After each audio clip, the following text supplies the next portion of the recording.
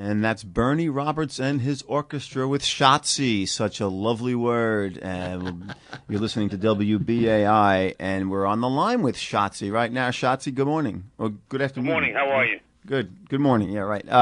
Schatzie, thanks for coming on. When I told John McDonough and Malachi McCourt we'll be talking to a butcher today, they wanted to know a little more, and I said, trust me, he's got opinions on everything, not just the prime meat and the. So thanks for being the subject of the column on Sunday, and that was very nice. I like that very much. Thank you. Yeah, good. It was like I told you when I showed up. With a guy like you just have to write it down. I mean, it's just you have a lot of personality, and I think probably a lot of your customers, they probably come to you half because they want to hear. It's probably just like you said. I mean, if you don't have a good product, then no one's going to patronize your business. But I think in your case, people enjoy the personality from behind the counter. Well, thank you. Yeah. Your writing helped. Thanks. So what's up? What do you want to know? I'm in the pool. Are you? So you're off today, huh?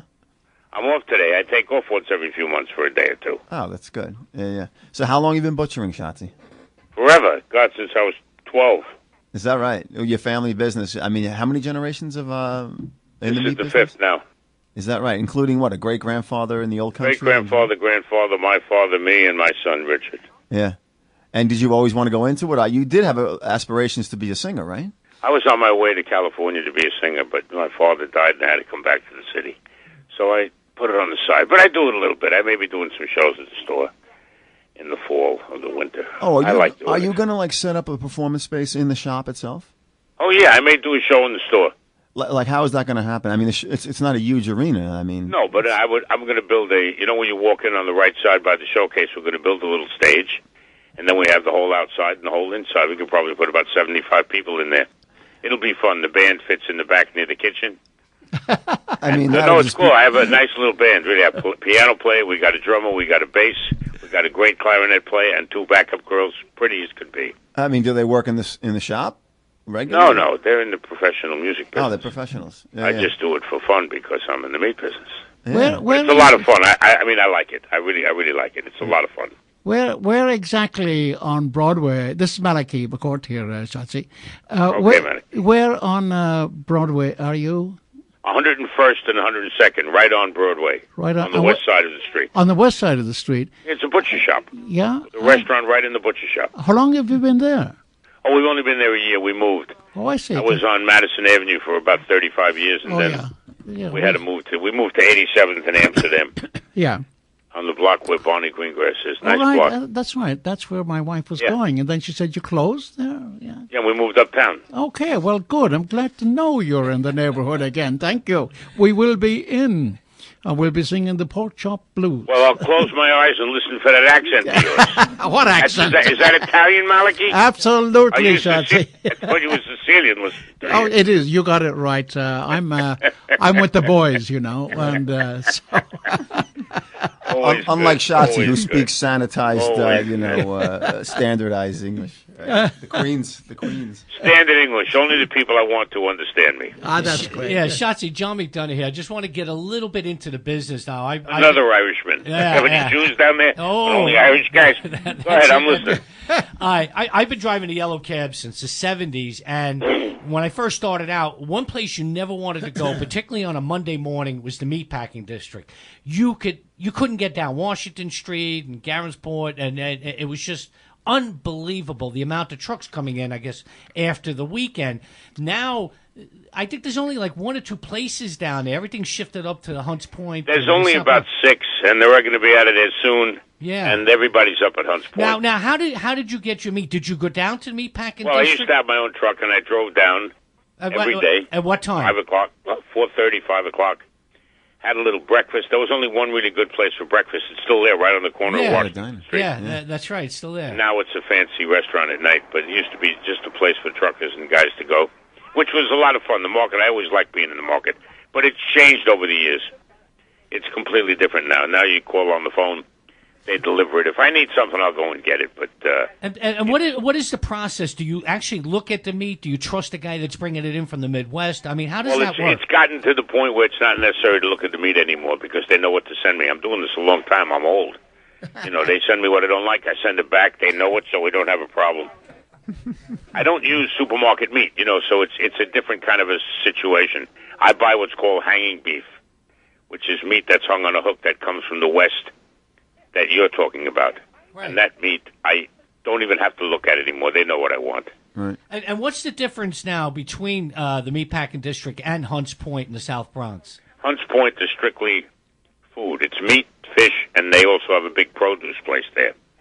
But if you go down to 14th Street, it's a tourist place. You know, you walk on the High Line there and you drink and you go to restaurants. There's no meat places anymore. There's 6 or 8 places there, and they're all on the way out. And do you go to Hunts Point yourself now, or that? I don't go that much. Right. If I go to the market twice a year, I go there a lot. It's not necessary to go anymore. Right. So It's really not necessary. I live on the Upper West Side, Schatzie, and a very large Jewish population there. Now, can you, I didn't know about kosher stuff, can you have pork and beef in the same shop? No, well, pork is not kosher. I know that, yeah. You can't have it. The only place you can have kosher and non-kosher is if you go to one of these big stores like a Costco, Yeah. and they have kosher meat in packages that comes in packages that's certified kosher, Yeah. that doesn't touch anything. Yeah. You follow me? I do, yeah. I see what you mean, yeah. So it's untouched in the store. Can't be opened in there, that it doesn't touch anything else. Yeah, in my store, when a Jewish guy comes into my store to find out if it's kosher, Yeah. when he sees the pork chop, he runs out the door. So it's not, it's not that kind of a thing. They're not, koshers don't come to my store. And the religious Jews that are up on the Upper West Side, Yeah. they would never be caught dead in my store. They don't go where there's pork. They only go kosher, and so they're not any element of my business at all.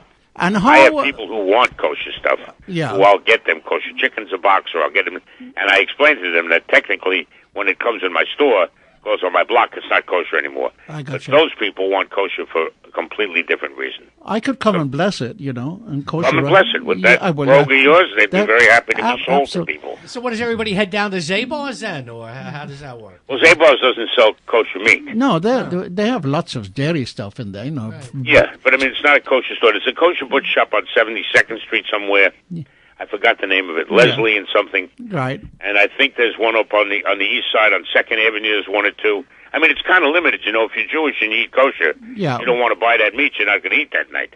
So it's a different ballgame. There's only a few stores left. Well, they do very well too. The name, the word, I gather, I'm not sure of this now because my knowledge of Hebrew is very limited, but kosher, they say kosher, non-kosher, and kosher, I gather, means clean, and non-kosher is unclean.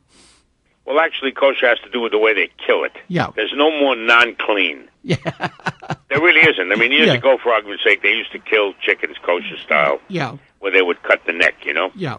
And there were many different ways to do it. Today, they all kill them kosher. Yeah. They don't call it kosher, Right. but I mean, if you went to the biggest chicken farm in the world, that's how they kill them. So it has the connotation that kosher is clean and non-kosher is not, but that's just an old wives' tale. That's done. What sort Everything of is inspection? sanitary. I mean, you watch 60 Minutes and see a cow falling on the floor. Yeah. That's bullshit. It doesn't happen. I mean, it may happen, but it's so rare. Everything is so strictly government controlled that everything you're getting is healthy. When you hear about people getting sick from eating hamburger meat, it's because the guy's got it in his goddamn freezer for 3 years. He just wants something loaded on somebody, which is terrible. But it's not. There's no more dirty and clean. You follow me? Yeah. Schatzie, let me ask you about the kind of modern aesthetic with food, as far as locally grown food and grass-fed food, organic, and how much of that do you buy into when people come in asking for very specialty type of stuff, and even the whole idea about maybe meat is not as popular as it was because red meat, they tell us that red meat is not as healthy to eat it every day. I actually think that that's not true. Maybe if you did a survey of the whole world, maybe they're eating a little less meat, but in New York they're not. It's been my experience that anytime anybody wants to celebrate, they want a filet mignon. Anybody gets a raise, they want a filet mignon. Valentine's Day, fillets fly out the door. I mean, people eat a lot of beef. Yeah. The idea of, eating beef that's healthy or not healthy, I'm not an expert, but as I told you in my store, I never had a piece of organic meat that I liked. Not to say that anything's wrong with it. If you want to eat it, you eat it. But meat's got to be fat like me. It's got to be grain-fed, and that's when it's good. So you have to decide what you want. I mean, for the amount of beef that you may eat, why don't you just buy the best prime meat you can find and eat a steak every week or two instead of every other night? I mean, I don't know what the health ramifications are. I'm sure that some people think if you don't eat any meat at all, it's healthier for you. I don't. So, I don't really know. There's this place called Hudson Valley where there's a bunch of cooperative farms that sell meat to New York, and I buy some of that. It's terribly expensive. For the people who want it, I get it. It's not a problem. Most people that buy it, I guess, are happy that they're buying what they consider is healthier, and it may very well be. But the price of it is usually double the price of the other meat, which is, in some cases, prime and just as probably better tasting. So, it's a thing that's just taken hold of certain populations, and they want to buy it. I mean, other people, as I said to you when you were in my store, a free-range chicken is $3.98. That's fine. An organic chicken is $6.98. You want to pay $28 for a chicken? I'll get it for you. It's no problem. I personally don't think it's as good. I really don't. I mean, I think I sell the best chickens in the world. I'm not kidding. Are you inundated with inspectors and all that sort of thing, Schatzie? The inspection situation in New York is like everything else. They need money, so when they come in, you take your failure in your hand, and that's the way it is. You pay your fine and say thank you very much. I see. So, are they arbitrary, or do you have to go to court, or what happens? No, you just pay it. They want the money. There's nobody being arbitrary. They just want the money. I see. You get your sanitation department. You get them in the store. You get a ticket in March and a ticket in September for the sidewalk. There's a cigarette butt on the sidewalk. Oh, I see. You pay them a couple $100 and say thank you very much. Have a nice day. By and large, the inspectors are fair. Yeah. When you see a place that's closed down, a restaurant, it's a real garbage pail. Yeah. They may complain it was unfair, but usually it's fair. I mean, sometimes you'll, catch an inspector or two that doesn't know they're alive, but, that's the way it is. But they can find something on everybody, I guess. You can find. I failed the test once when I opened my store. I opened the new store on a Thursday, and Friday the guy failed me. So, I mean, that's just part of what it is. But if you keep the store clean, the inspectors know the garbage pails from the clean ones. And I won't say they'll give you a break, but if the store is clean, you'll pass. I was inspected last year. I got an A. The lady wasn't there a half hour. She even complimented me on how nice and clean the store was. But, it's one of those things. It's living in New York. You know what I mean? Yeah. And Schatzie, speaking about living in New York, I know you're an expert in the butcher business, but you probably have to be an expert now in real estate because, as we see, particularly with Manhattan, I mean, there's no more gas stations, there's no more bodegas, everything's a chain store. Yeah, but it's become a lot easier for the retailer. He knows when he signs a lease in 10 years, he's got to go somewhere else. So you just know, yeah. Yeah, the landlords are in a class by themselves. I can't even think of anything I can say on the radio to describe how I feel about a landlord. It's just a completely different world. I'm not kidding. It's a completely different world. It's like nothing you can imagine. So but it's what it is. You live here, you hustle around here, you make a living, and everybody gets used to what they're doing. So you know that you're moving now. It's a 10-year lease, and that's it? I have a 10-year lease. Look, I'm an old guy. I'm not worried about what's going to happen in 10 years. If I'm still around, I'll go open another store. I'll do whatever I want to do until I die. Right. You're set for life anyway, Schatzie. I like it. I love it, so I don't have any problem with it. But now let's get to this singing career. Now, can you grace us with a lyric here? Or, I mean, how do we even know that you... No, who sings a song unrehearsed on the radio without a band? Strangers in the Night? No, when I do the show, I'm going to invite you. The band is on the way, Schatzie. You bring the two Irish guys with you. We'll sing an Irish lullaby and make them feel good. We'll just jazz it up a little bit. What is your repertoire like? We're sending the band over now. I do Frank Sinatra stuff, Dean Martin stuff, things like that. Yeah, I do what I like. Yeah, and do you have fans? Do you get a crowd? I mean, does anyone like this stuff or what? Well, I think people like it. I mean, I could fill up the place for 2 or 3 shows whenever I fill it up. So you have a following? Well, I have people that come, and I have a little mailing list, and I send things out. We usually, like when I'm at Don't Tell Mamas, which is a very nice place, by the way, down on, I forget where it's 46th Street. Yeah, that's right. It's fun. You can hold 75 people. We do 3 shows. We fill them up, and then we go home. That's and then I'm upset because there's no show to go to the next night, Yeah. If I could just make a little money in singing in front of a microphone, they wouldn't see me in the butcher shop anymore. But as I say, I'm an old guy, so what the hell? But it's fun. And I love it, and I'm a great singer. Well, you have a great speaking voice anyway. That's for certain, and it's quite when you strong. come to my show, I'm going to get you a little drunk before the show, and then after the show, you're going to tell me how wonderful I am. Schatzie, there's no such thing for me as a little drunk. A little drunk. I go all the way. Oh, my kind of guy. Sorry I'm so old to have finally met you at this age. But so am I I. got in a lot of trouble. Listen, Very good. I'm 84, so I'm older than you. Just a little bit. If you're 84, you're a little older than me. That's what I thought. Well, then we should go out one night and see if an Irishman can really drink more than a fat little Jew. Well, we should go out together and see what happens. Because at your age, maybe I got a slight advantage. Well, but I'm not sure. I would say that, Schatzie, because I'll tell you what now, and I cannot drink at all. I haven't had one in 31 years. I found out that I can't do it, so I don't. So I stopped being a failure. And that's where I am. Must be a terrible disappointment to the family. Oh, actually, they quite like me as I am. Well, good for you. My wife. As long as you're having fun, that's all. My wife calls me her little lamb chop. A little lamb chop. That's what mine calls me. Then we've got something in common. Well, there's something wrong with both of them. They think we're lamb chops. What the hell? But I love her. She's the best. That's her. Likewise. Schatzie, how about a little story from the old days? I mean, you regaled me with stuff, run-ins with the mob. No. Trying to be a boxer. From the mob is not a run-in from the mob is not the right way to explain that. The right way to explain that was when I came out of the Army, I had a friend whose father was a banker, except he didn't have a building and he didn't have an office. You understand? Yeah. You cabiche. And people owed him money, and he wanted us to, I'm elaborating on the story you wrote on Sunday, he wanted us to just drive around and collect the money, and that's all we had to do. We have a nice new convertible. We were 21 years old. We have a great time. So I decided to take the job because the money was just incredible in those days. I think I told you the story. My father, 5 o'clock in the morning, I get up to go to work, and my father's sitting there on the bed and says to me, I've been thinking about your new job. You have to decide whether you want to be a human being or you want to be an animal. Yeah. And I looked at him like there was something wrong with him. And he said to me, one day you're going to walk into a place to get money, and the guy's not going to have the money. Your boss is not going to want to understand that. What are you going to do? I said, well, Dad, I don't know. And I thought about it and decided that was not the way for me to go. Right. That's the story. Was this up around Arthur Avenue, up that area? Yeah, well, I at that time lived for a few years in the Bronx on Pelham Parkway. Right. Before I moved to Manhattan when I just came out of the Army. Then my father passed away, and I stayed with my mother for a few months. But how about your idea of being a boxer? How about that one? That didn't go too well. This guy hit me. My father arranged something. This guy hit me so hard. He didn't knock me out, but he hit me so hard I couldn't even. I don't remember. I honestly do not remember.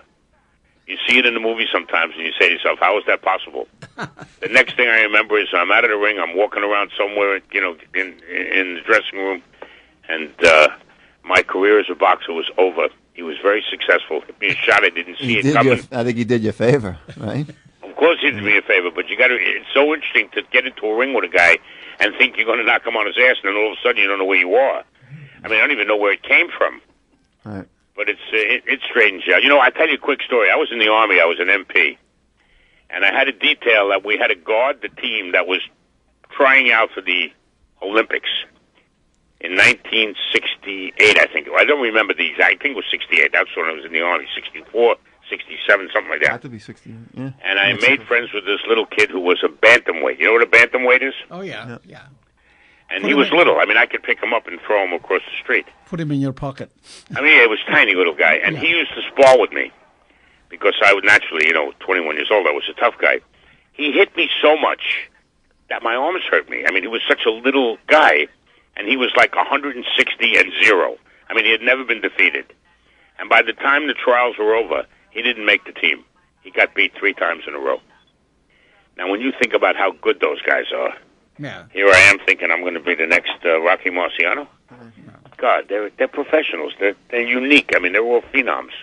And Schatzie, I mean, the phenomenal that Corey's talking about, your son's the 5th generation. How is that possible that, the kids following the steps of the father, a lot of them say, I don't want to go into the same business as my father. I want to be my own man. What is it about the business now for 5 generations that the sons coming up, and I assume it's the sons or not the daughters went into it, that they say, this is the business I want to get into?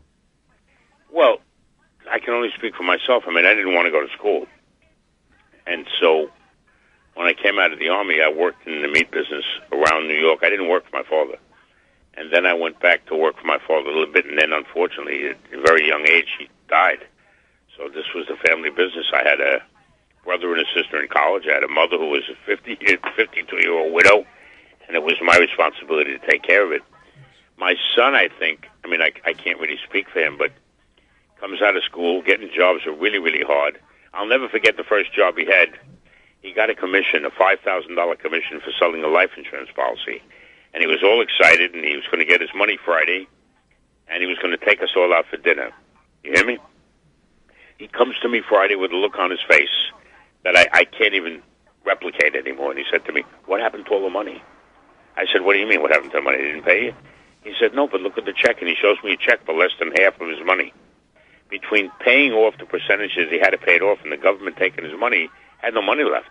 He was very disappointed. And I said to him, "Well, welcome to the world, Rich. This is the way it works." And then he decided, if I can buy something for $1 and sell it for $1.50 and work hard, maybe I can make some money. And I'd rather do it for myself than somebody else. So that's how he got into it. Plus, he likes the restaurant business. He's a pretty good little butcher, too. And I think that the opportunities afforded to kids who don't have, masters from good colleges are a little bit difficult. I mean, my wife worked in a law office for years, and they got kids in the mailroom with college degrees. They won't even talk to them without the college degree. So to think that you graduate a 4-year college and spend all that money and then you're working in the mailroom, I don't know how much is open to them anymore. And being your own business is the way I brought them up, so I guess a little of it. 1 minute. Yes. Okay, go ahead. You should see him in the butcher store dealing with customers. I think it's a little bit hard for them. Yeah. I think that they just don't have as many opportunities. I think I was telling you when you were in my store, the kids, I call them kids, but the ones that are 30 years old that are going, out in the world today, they think that you work 3 weeks a month to pay the landlord is normal. So I just don't think there's as many opportunities for them. So they generally, into the family business. It doesn't seem like a bad way to go. Right, especially, I'm sure he watched you. Have to work a little harder than you think. You seem to enjoy what you're doing. I'm sure he saw a bit of that you well, I love it. Look, if he doesn't like it, I hope he finds something he does. I mean, I've been doing this a long time, and I really like it. I don't do anything but love it. I do it forever. I'll die in the store, and because I like it. But I hope he likes it. I hope he's lucky enough to like it as much as I do. Yeah. And Schatzie, right. Do people come into the store now after Sunday and say, "Hey, I read about your shop in the Times on Sunday"? Some people do. Yeah, some people do. Although we have gotten a lot of coverage in the last couple of years, but some people come in and say, "Oh, great article, nice article. You look skinny," some bullshit like that. But it's nice. We talk about the article. They ask me stories about what he wrote in the article, and I elaborate on it, which I don't have any problem doing. And we sit there, have a little coffee, and enjoy. Then we talk about Trump and the show for the summer, and the day is over. Right. Yeah, he's always got he's always watching the politics on the tube in there too. Yeah. Well, I like the show. It's not going to be a boring summer. I mean, I thought I was going to be bored to death. Yeah. Well, what's so good, John, is about in New York now. It's especially in Manhattan. And all these so many of the businesses are sanitized. They're franchises. They're owned by people. People can't talk. There's no personality. I mean, this is like you go into the butcher shop and the guy and the owner's there and he's willing to talk and chat with you and give his opinion. Willing. And you can't shut him up. What do you mean willing? Yeah. Right. Schatzie, is sawdust used anymore? No, it's not legal. It's not legal. Uh-huh. You're not allowed to use sawdust anymore. Because that used to be the big thing, wasn't it? That you would have it all. Oh, I love the way it looks. It's almost worth the ticket. Except if they're going to give you the fine, it's only $100, but they'll come every day. So who wants to get started with them? But sawdust, I love the look. Right. I just like the look of sawdust. I mean, it's an old-fashioned butcher shop. My showcases are new, but they're old-looking. I didn't buy the curvy ones, the European cases. I have the older ones because I like the way it looks. They're coming like for my you. old They're coming for you, Schatzie. I'm sorry? I said I heard the siren. They're coming for you. Hello. I'm not hearing you. Can you hear me? Yeah. We just 1 minute. I'm going inside. They're making noise. Go ahead. I'm sorry. I can hear you now. No, we hear the siren in the background. I'm sorry? Yeah. No, we heard the siren. We didn't know what. Yeah, that's why I went inside. It's a 12 o'clock siren. Yeah. Oh, yeah. Anyway, what else you want to know? 12 o'clock. That's it. We'll be in to pick up our burgers. You'll be in to pick up your burgers. Burgers. I haven't had it phrased that way, but that's okay. We don't mind. Yeah. You bring money, we got burgers. Good, yeah. Okay, Schatzie. Well, thanks a lot for talking to us today. Listen, nice talking to you and your Irish lads. All right, thank you, Schatzie. Good to talk to you. Thank you, boys. Enjoy the day. Your good self. Bye-bye.